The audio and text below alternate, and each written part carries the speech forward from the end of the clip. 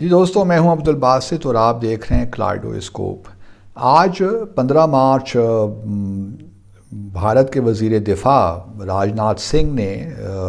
تقریر کی راجیہ سبھا میں، جو کہ بھارت کی پارلیمنٹ کا ایوان بالا ہے،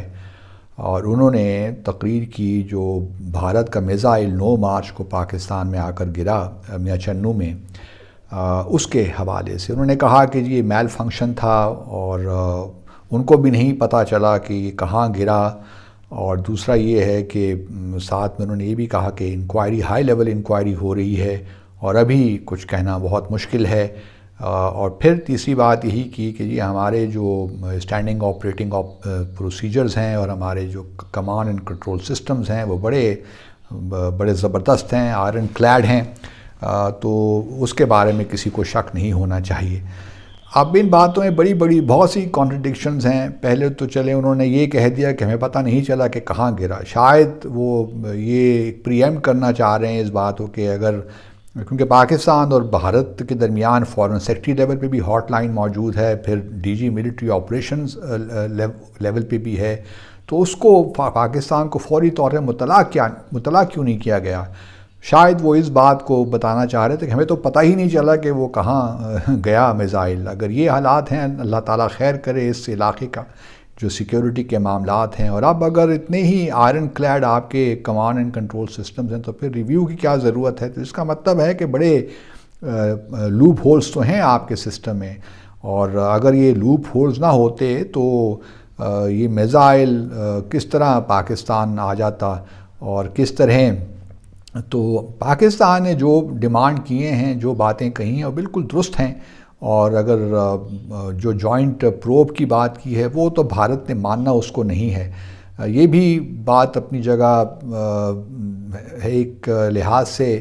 جو ہے متوقع ہے کہ جب وہ انویسٹیگیشنز کمپلیٹ ہو بھی جائیں گی تب بھی جو ہے انہوں نے شاید پوری طرح ہمارے سے وہ شیئر نہ کریں،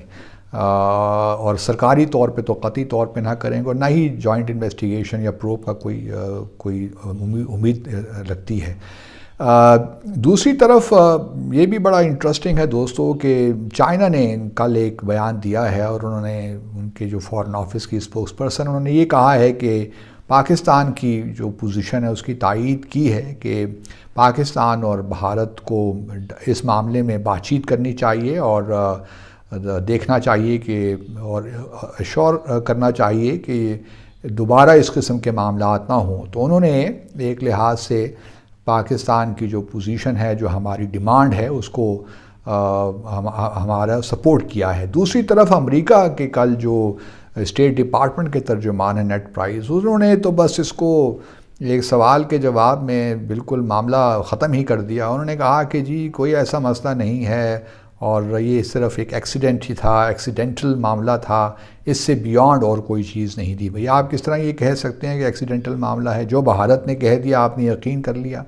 آپ تھوڑا بہت یہ سیریس معاملہ ہے، اور یہ کوئی عام پاکستان اور بھارت کے درمیان کوئی ایسے عام جو معاملات ہیں وہ نہیں ہے، یہ ایک اس میں سیکیورٹی کے ایشوز انوالوڈ ہیں، اور اگر ہم نے اس کو اسی طرح ہی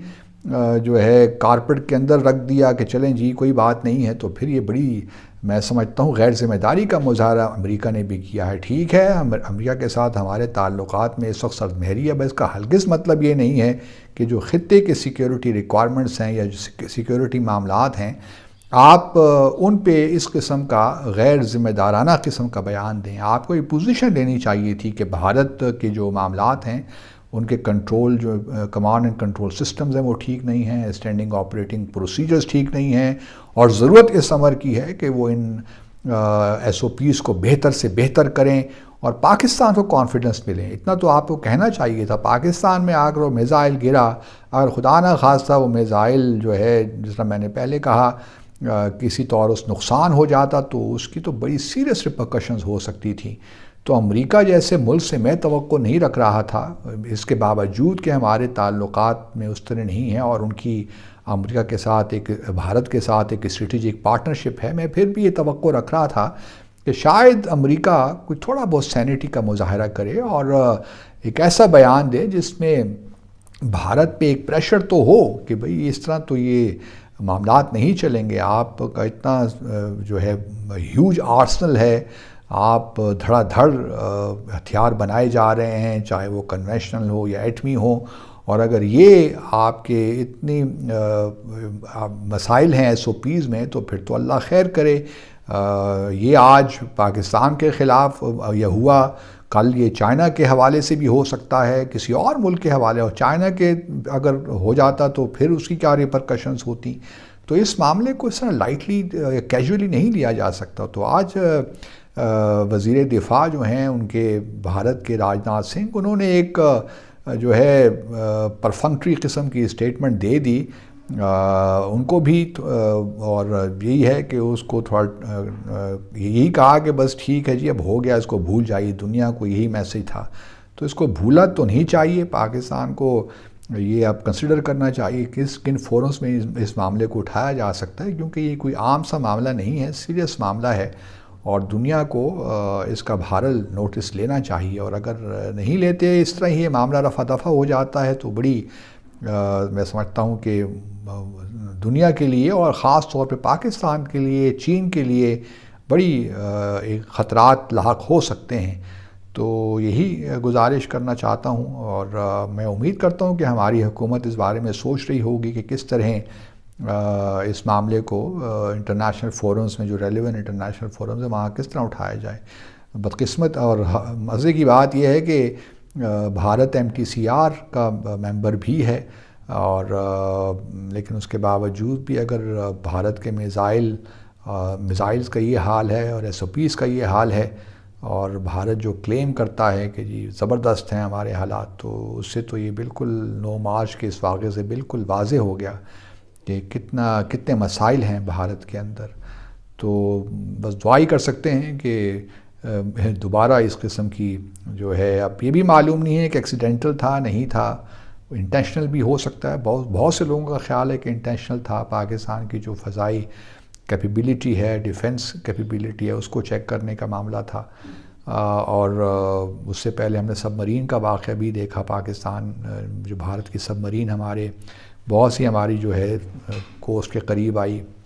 تو یہ تمام وہ چیزیں ہیں جو کہ کچھ بڑا مشکل ہے کہنا کہ اصل واقعہ ہے کیا۔ تو اب دیکھتے ہیں جب رپورٹ انویسٹیگیشن کب ہوتی ہے کمپلیٹ، اور آیا بھارت ان کی فائنڈنگز جو ہیں وہ ہمارے ساتھ آفیشلی شیئر کرتا ہے یا پبلکلی شیئر ہوتا ہے۔ تو ہم سب انتظار میں ہیں۔ اپنا خیال رکھیے۔ اللہ حافظ۔